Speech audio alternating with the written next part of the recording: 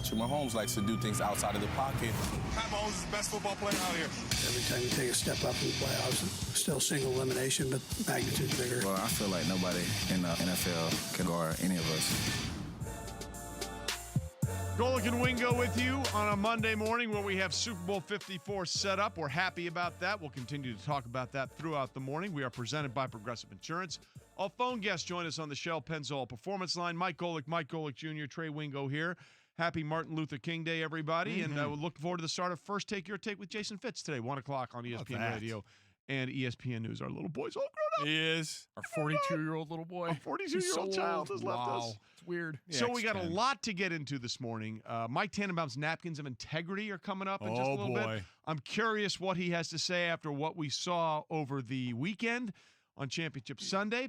But there are other things to discuss in the NFL around and related to what we saw in the postseason. So, Clifford, are you ready? Let's do 4 downs, ladies and gentlemen.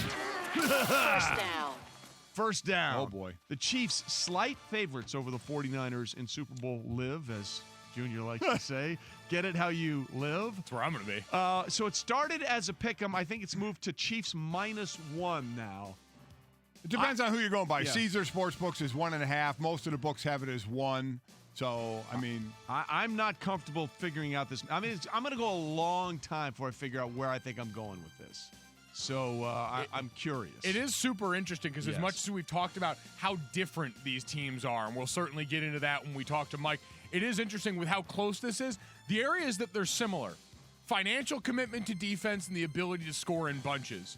Both of these teams were top 3. The Niners were number 1. The Chiefs were number 3 in guaranteed money spent on defense this last year. And we know the Chiefs went out and got Steve Spagnuolo as their defensive coordinator. The Niners obviously drafted Nick Bosa, brought over D4, did all these things. But then the ability to score in bunches. Super Bowl 54 D4 revenge game. How about it? The Chiefs scored 28 straight this weekend. The Niners scored 27 straight. Both of these teams have 7 games this season where they scored at least 20 straight points, tied with the Patriots, I believe, for the most points in the league, or most such instances in the league. listen, this I'm with you, Trey. I know where my heart wants to go. Yeah. Because this is when you take each team's best side of the ball, it's offense against defense. Correct. All right, one of the top offense and the second best statistically, only behind New England, San Francisco with their defense. But we know how they get after the quarterback and make plays behind the line. So my heart wants to take San Francisco because I love what's going on in defense. But it is going to be so hard to bet against Mahomes. It's just going to be so difficult. So don't do it. Of what I haven't Think it decided through. yet. Believe We're me. getting there. You wait your chance, smart guy. I got You'll a get lot there. of your guys' money to be betting on this game, so I want to make sure I don't have you guys go broke when I bet all your money on this. But I just, man, I'm leaning Chiefs early. I figure both you guys are going to be leaning Chiefs because of the Hall of Famer. I'm not sure yet. I'm just not sure. Watching that defense get in the backfield, and I get it. It's not going to be the same when it comes to how you stop the 49ers rushing attack versus Derrick Henry and the Tennessee Titans rushing attack. But seeing the Chiefs be able to adjust, respond, and bow up versus what had been the most potent rushing attack in the postseason was a very encouraging sign for me. And the prospect of Chris Jones getting another 2 weeks to continue to get healthy. And to your point about that money spent on defense, Junior, last year the Chiefs gave up 421 points. Yeah.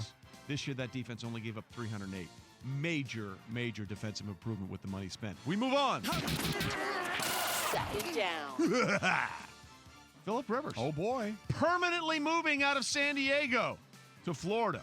What this means football-wise is to be determined, Rivers said, but it was time for us to move back closer to home. That was in a text message. His family settles in the South. Rivers' football future is unsettled. He is a free agent. I've said this once. I'll say it 100 times. This is going to be the single most interesting offseason for quarterbacks in NFL history. Well, we're talking about quarterbacks that could be free agents. I'll be interested to see how many actually get to free agency. Phillip is going to get there. Phillip, it seems, is going to get there. Brady's going to get there. I don't know if Brady's going to get I think there. Brady's Is getting Ryan Tannehill going to get there? Dak We can all Prescott say technically is a free there's agent. no way Drew Brees gets there, right? Like, Drew we all Brees, imagine no he's way, gonna be Drew. back in I New don't think Orleans. Drew Right now Brees he's is on getting track, there. but you're right. I bet Eli Teddy Manning, free agent. I bet Teddy Bridgewater is getting Teddy there. Bridgewater, free agent. Jameis Winston. Marcus Mariota. Yeah. It is going to be very I interesting, think though. Taysom Hill's a free agent too, isn't he? Yeah, on track to be a free agent. You know what? By the way, is Marcus Mariota now a knockoff Taysom Hill? A little bit. All I know is they needed to do a better job, and I love DraftKings, of giving Taysom Hill a different position. Yeah, absolutely. They need to list him as a tight end just so you can use him as a flex. Use him as a flex. Yeah, the other thing right. here is that a lot of this may shape out what we think happens in the draft. As free agency comes exactly first, right. Then you have the draft. Speaking of the draft, we have Mel Kiper's first mock draft coming out this Friday. Oh, boy. And, of course, there are questions there with Joe Burrow. It looks like, I love the Bengals. Or the Bengals saying, no matter what you give us, we are not taking. In other words, make us a ridiculous offer. And That's exactly what they're saying. Did you see Joe Burrow's quote? I'll play anywhere where they're going to pay me money. That's exactly Attaboy, right. Joe. This guy gets it. Well, listen, it's already started with Odell. He's already he's already getting the payments. So we're very excited about that. It's just got to be a shame for San Diego. They lose the last house in the block that had a place where you could churn your own butter. And probably has a record for the most children born in a San Diego home. And I don't think Philip's done. I think he wants a full starting 11. Oh, he's ready. Am Nine. I wrong that they homeschool as well? Yes, they're so all it could be homeschooled like as in the basement, like a school, like a whole classroom. That is true. It's You're right gonna with the find some plowing stuff in field that out house. front, you know. A lot of bolo They're ties making in the candles closet. in the room. Listen, I want the decked out van that he drives van is fantastic. every day. Hey, they're taking it cross country now. Yeah. Instead of San Diego to L.A. Did for you say practice. that's fantastic? Yes, it is. No, move on. Yeah, that's please. so terrible. Cliff. All right, Cliff, let's move on. Third down. All right, speaking of quarterback movement this offseason, Tom says he's open-minded about signing elsewhere, the 42-year-old Patriots quarterback. This is what he said in his weekly Westwood One radio interview. I'm open-minded about the process. At the same time, I love playing football, and I want to continue to play and do a great job. So I'm looking forward to what's ahead. Whatever the future may bring, I'll embrace it with open arms. What do we think that future's going to bring? Because I have a pretty clear idea. I'm going to say right now, and I know you do, Trey, so I want you to think of anything, and I don't mean money. We don't like to bet money between us. More fun with food or anything. You bet what you feel you can afford to lose. Tom Brady is going to be in New England next year, and I know you do not think he's going to be. I don't know where you are, Mike, on this, but I'm willing to bet either of you, anything you guys are willing to lose food-wise or some kind of bet-wise, Tom will be in New England. I think Brady ends up back in New England. I think this is interesting, though, and we've kind of seen little bits of this in the past where Tom, and even in the post-game press conference after they lost, very public about his love for the fan base around New England, his desire to keep playing, which to me all indicates I'm putting the pressure very publicly on them, saying, I want to be here. I want to keep playing. If I'm not in New England next year, it's because they didn't want me, and I want you all to remember that. There's no question. Look, this has been a recurring theme all year. Remember in training camp, someone asked him about him being not having a contract, and his response to their question was, well, don't you think I've deserved a contract extension? His dad has weighed in. They've been campaigning since before the season began, and the Patriots have said Jack Taco, for lack of a better term. Jack Taco? One of my professors at Baylor said, that doesn't mean Jack Taco. Oh, that's actually, you've heard that somewhere. I thought you just made that up. No. I always wondered, what did he mean? But they haven't said squat about it. So he is going to be where next year? I think he's going to be playing for the Los Angeles Chargers. Wow. Because they got to sell tickets in that new SoFi Stadium. And listen, the Rams will sell them. Chargers couldn't get a sellout at the bandbox. 30,000. At the soccer stadium. Yeah. They need a reason to sell tickets. And a big, shiny reason would be that California quarterback from Northern California, Tom Brady. Now, and then, so the real question is after that, obviously, it would cost you a fair amount. But then does that stop you from potentially using that sixth pick if you're the Chargers to still go after a quarterback? No. Does Tom Brady become a bridge guy now? Like Brady. What a world where Tom Brady becomes your gap quarterback. As I've said, this is going to be the most fascinating offseason quarterback. And I don't think it'll happen, but if Brady does go there, it's not like it's going to be a ton of money for a lot of years. He's 42. I think he's signing a 2-3-year deal tops. I think he'll get a 2-year deal for like $60 million. Yeah, okay. Yeah, I was going to say, That's a nice retirement package. It would finally be a deal where Tom asks for something close to what his value was along the time, because we know he was constantly taking haircuts through all and of you know who will pay that? Yeah. Robert Kraft will pay that to him. Listen. Bobby. I'm just reading the tea leaves. Adam Schefter put it out there after that last Monday night game. He's like, I think it's the last Monday night game. Figure out what you can afford to lose, my friend. Not as much as you, but I will. Yes, that's exactly it. Lots of rounds. Yeah. Lots of rounds on me. There you go. All right, and we'll finish up 4 downs. By the way, down. stolen valor on that Brady Gap quarterback take. That was Cliff's. I stole that from you. Well, Cliff has nice a bunch of of you to own terrible up to takes, it. including your Philadelphia Eagles are terrible. Put it on the board, so Cliff. You get a right good one behind for you. once. We got a board of trips. Cliff's trash takes. Jason Garrett, now a member of the New York Football Giants as their offensive coordinator. And I got to say, honestly, I think this is great for him. He needed to get out of Dallas more than he really understood.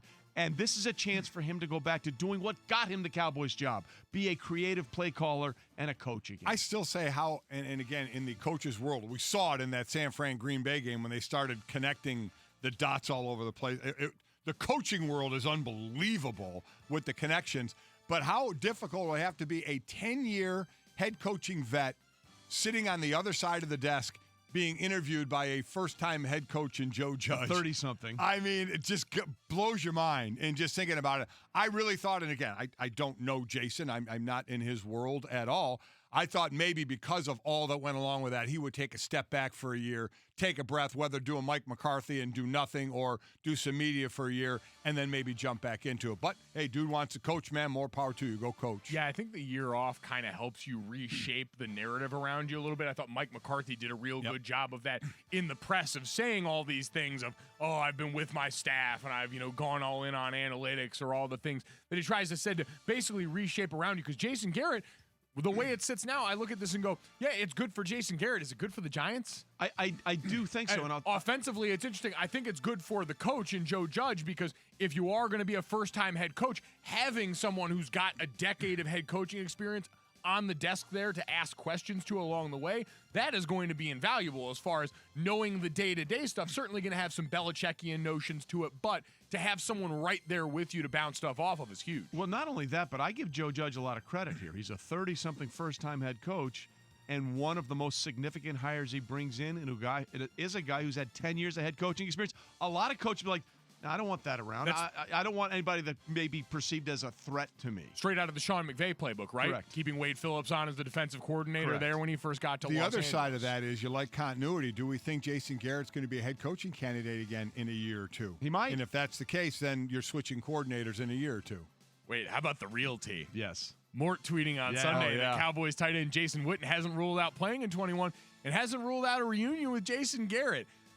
Jason Witten, who has been somehow catching first downs against the Giants for years, as Devin, our producer, the Giants fan in the studio, shakes his head, living in fear of Jason Witten and the slowest 8-yard hooks on planet Earth for first down for the better part of however long Jason Witten's been playing. You need 8, he'll give you 8.1. That's the way it's been. By the way, Mort said it's not necessarily news. It's just something he's been thinking about for a while. So there are many things on the table. For lack of a better term, for Jason It is Garrett. a big question for Jason. If he wants to come back, does he go back to Dallas? Again, been there forever, but do they need a more, big-time hitting tight end, someone who can really stretch the field a little bit and kind of move on from what his skill set was? Yeah, Blake Jarwin has shown flashes of being that, but I think if you're going to, especially the way the offenses are evolving I think now, you definitely would find someone that split out a little more, run that seam a little better, stretch the defense some more. All right, so we'll see how that plays out. But again, good for Jason Garrett. And again, good for Joe Judge not being comfortable with this situation. That tells you a lot about what you think of him as a head coach going forward. Coming up, someone who thinks Aaron's title game report card is an F. Ooh. And how it led to the Packers taking the L. Oh, boy. Bring those napkins, Tannenbaum. We'll get to that after SportsCenter.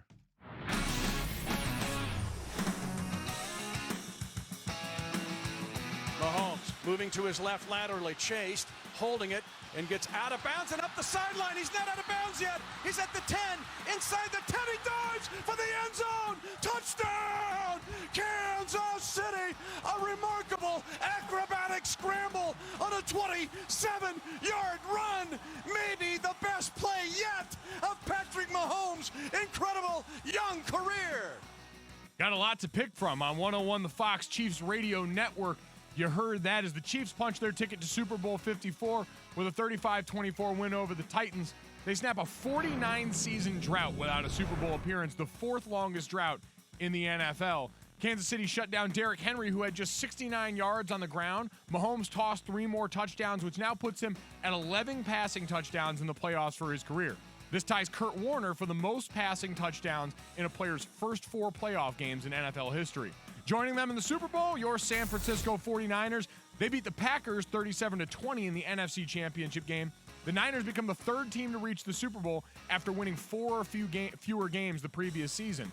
running back Raheem Mostert went for 220 yards on the ground versus the Packers, making it the second most rushing yards in a postseason game all time, behind Hall of Famer Eric Dickerson, who had 248 versus Dallas back in 1986. And some tennis news for you. Naomi Osaka, Serena Williams, and Coco Gauff all win their opening matches at the Australian Open. Serena's now 73-1 in opening matches at majors in her career. As for her sister Venus, well, she lost to Coco Gauff.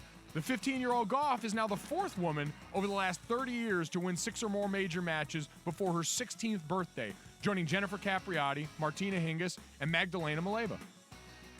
There's only one team happy at the end of the year, and the goal is always to win the Super Bowl, and if you don't, you're going to be disappointed. It's a little raw right now for sure.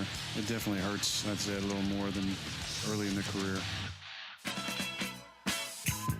All right, Golic and Wingo, glad you're with us. ESPN Radio, ESPN News, presented by Progressive Insurance. Our phone guests join us on the Shell Pennzoil Performance Line. Then our next guest joins us as Prop Master Flash Extraordinaire. Our ESPN NFL front office insider, Mike Tannenbaum, joins us with his Napkins of Integrity Championship Sunday style. Good morning, good sir. It's great to be with you guys. It is great to be with you. Let's hold up the first napkin. Let's go. Yeah, let's go. How much blame does Aaron Rodgers get? Okay. This is great, Mike, because we talked about this earlier. If you just looked at the box score, you'd say, wow, Aaron Rodgers, 31 of 39, 326 yards, 2 touchdowns, 2 interceptions. Yeah, he played okay. He didn't, did he? Yeah, it was completely unacceptable. When those 2 fumbles that he had, the center exchange, right, and then the strip sack, and his lack of effort to get the ball, you're the leader of the franchise. It's completely unacceptable. And when you look at the other side of the ball, guys, the San Francisco 49ers running game had 99 yards after contact. I think those 2 things are 100% relatable. When you don't see your leader either winning or dying trying, and that's the standard to get to a championship, I think that permeated to the whole team yesterday, and it was completely unacceptable. Is this team, can they still be on the rise if they get more help offensively, more weapons for Aaron Rodgers? I think so. But again, if you wanted to be an elite team, Mike, like you got to be able to tackle. Again, like defensively, I just thought it was totally unacceptable. Aaron Rodgers, I still think has greatness in him, but to me, he looked really disinterested. And when it got dirty and when it got tough, I thought he backed away. I didn't see him diving in. Like you look at guys like Drew Brees, the time he hurt his shoulder when he was diving into piles, like that's what champions do. That's what people rally around, and we didn't see that yesterday. He was inaccurate. I mean, I know that sounds crazy. Like the 2-point conversion attempt to Devontae Adams, if he throws that where he normally throws it, that's an easy catch for Devontae, and suddenly it's a little interesting. Well, instead, that kept it. I thought it was interesting because the whole hallmark of Aaron Rodgers this year had been taking care of the ball. And to me, those were really the only negatives because the rest of the game was accuracy. It was them being forced by the score to finally go downfield in a way they should have earlier. Yeah. So move on to the second napkin of integrity, something we've been talking about. Polar opposites in this game. Yeah, I think from a football standpoint, we couldn't ask for a better matchup. We have Patrick Mahomes, who may be the face of the NFL for the next 10 years, and this prolific offense against a really dominant defense. And if there's any vulnerability on that Chief offense, you'd probably say it's the offensive line. So it may not be sexy, but this game may be decided in the trenches between the 49er front seven and the Chief offensive line. Not asking, sexy to some of us. Yeah, not asking you for your official pick right now, but when you first knew the matchup was going to happen, your initial thought was, I'm going here. 49ers. Really? Just from a standpoint of their running game is so hard to defend, and when you know it's coming and you still can't stop it. Now, with that said, I think we all, as fans of the sport, would love to see the Chiefs down 4 at their minus 20, a minute 50 to go, 2 timeouts, and let's see what happens. Greatness against greatness. Wouldn't that be a great way? Awesome. Yeah. It is so interesting for all the differences that you mentioned between these teams. One of the similarity, 2 and 3 in pre-snap motion on offense as far as touchdowns scored this season. So that point, Kyle Shanahan's offense, it feels like moves in every direction at once. Right. All right, next napkin. Can the 49ers win a Super Bowl with less than 10 passes? Just so people understand. It's happened. It has. Yeah. Super Bowl 8. Yeah. There's only 3 previous playoff games with fewer than the 10 passes, than the 8 passes that they attempted. Miami attempted 7 in Super Bowl 8, 6 in a divisional round win against the Raiders, and 5 by Detroit in 1935. So what do we think? Well, here's something that's really interesting. In 3 of the 4 losses this year for Kansas City, their opponent's time of possession, Indy 37-15, Houston 39-48, Green Bay over 33 minutes. And Kansas City is averaging on defense, they're allowing 4.93 yards per rush. So if I'm sitting there and I'm Kyle Shanahan, I'm helping out Robert Saleh by saying, hey, if we run it for 4 yards or more, run it again. And that may be it's not anything against Jimmy Garoppolo, who quietly, threw for 69% completion, almost 4,000 yards. Nice. But the best way to stop Mahomes is to keep him on the sidelines. Yeah, listen, Kansas City just did a nice job of stopping another team that runs for over 4 yards, and that's Tennessee. They did a good job kind of bottling that up, even though Tennessee couldn't come back. Mike, that's an interesting point. Like, wouldn't the irony of the season be is if it came down to Jimmy Garoppolo against the Kansas City Chiefs defense with 2 minutes to go? That would be interesting. All right, he came through in that one game against the Saints. Next one, better tight end, Kittle or Kelsey? Ooh, I'm interested. Kitty cat. Yeah. I would take either, obviously, but I would say slightly to George Kittle, and here's why. I think he really helps in that running game. I thought he impacted the game yesterday with very little in the passing game, obviously with only 8 completions, but he could capture the edge, which is really hard to do. It's almost having like another tackle in the running game. All right, what's next as we continue our Straight Talk with Mike Tannenbaum, giving us a Straight Talk brought to you by Straight Talk Wireless. Everything for less only at Walmart. So this is Shanahan or Reed. Who has the advantage? Wow. I'm going to go slightly. I'm going with Kyle Shanahan. Kyle Shanahan. Really? Because, Mike, as a former defensive player, I want to ask you this. How hard is it to get ready to play a 2-back running game when you haven't seen it most of the season? No, I'm with you there. I do think what adds to it, and you brought it up, Kittle as a blocking tight end, I think, adds to it as well. Something teams aren't used to as much today. Usually there's a receiving tight end and a blocking tight end, and he can do both, along with the 2-back. I'm with you. I do agree it's a little more difficult to defend against. Yeah, it's just one of those things where everyone's seeing apples this year with these prolific offenses, and I think they're a little bit of oranges, and it's hard to get ready for. Now, obviously, they have 2 weeks, but look, they're both great coaches. Look, here's the deal. You can't go wrong either way. And the problem with Kittle as a receiver, you're relying on Jimmy to get him the ball, and we don't know how much often they're actually going to do that in this game, right? That's the issue. What do you got here? Brady open to free agency. Okay, we just had this discussion. I believe Brady is gone. I believe he's not going back to the Patriots. They both believe he will be back in New England. Yeah, if you're right, I have 2 words for you. Thanks a lot, Tom. Thanks a lot. I spent 20 years with Miami. I have kids. I got kids to feed too. You want to see my tuition bills, Tom Brady? Are you kidding me? Like, you're going to leave the A6? Fine, now you do it, right? Yeah, that's so nice of you. So at the end of the day, though, where else is he going to go? There's too many boxes that check in New England. I think here's to me the interesting discussion. What happens if they say, okay, Bill Belichick, Tom Brady's coming back, but he needs every Monday and Tuesday off, and his family's relocating to New York or someplace else. But I want to be a Patriot, but at 43 years old, I want to be a Patriot on my terms. I want Monday and Tuesday with my family. What does Coach Belichick say? I think he says pound sand is what I think he says. Don't tell me how to do it. But you see, Trey, here's why I push back on that. Here's why. If I'm Bill Belichick, if I have Tom Brady in 2020, I have 2 more drafts to hopefully replace him. Because if not, do I want to go to war in 2020 with Andy Dalton, let's say, and Jarrett Stidham? Why not get Tom Brady, albeit not in the ideal situation, at least for 1 more year? What deal does he get if he stays in New England or goes somewhere else? What kind of a deal? Mike, I think he's saying, I want a market deal, so that's north of $35, $36 million. But only 2 years, 3 years tops, probably 2? Yeah, probably $70 million guaranteed on a 2-year deal. But I think the fact that he can't be franchised is not by accident. And I think what he's saying is like, you know what? I want market value. I'm at the end of my career. Yeah. Good for him. $70 million guaranteed. Love to see a guy struggling with money finally. Oh, no, never mind. If only things would turn out for him. My fault. All right, and then we'll get one more in here. Rivers moving the family.